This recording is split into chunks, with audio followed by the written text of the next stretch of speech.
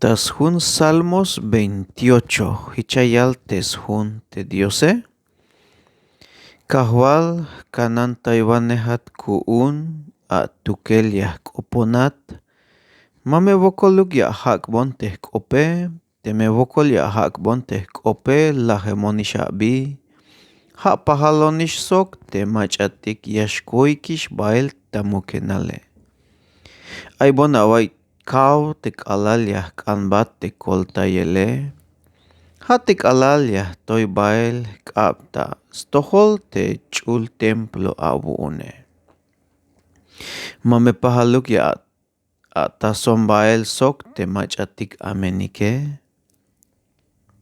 Mame shkotah venta abuun te bila yashkotas venta te machatik amen ya telike. Tohol nash te tuhbil yash kopohike, melel tayutilio tanik nohel tamulil. Ak beyas tohik te bitik nish yaskane. Hich nish te bitil amen te ya telike. Ak beyas tohik te bitil nish te stohole. Hich nish te bila amen spasohike.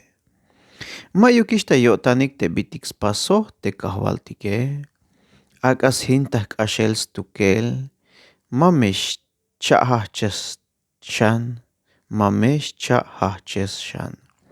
Binas yutzil te kahwaltik te la yaibons tohol te la kalbei vokole. Te kahwale ayuel sokha mahkils tukel, helavento shan, las mukulinkotan, hich las koltayon. Binashkotan yuun yah kahintay sok ya kalbei vokol yuun te kahwale. Te kahwal ha meyip te lum yuune. Ha yaskoltay sok ha yashkopoh yuun te muk ahwalil tsauhe.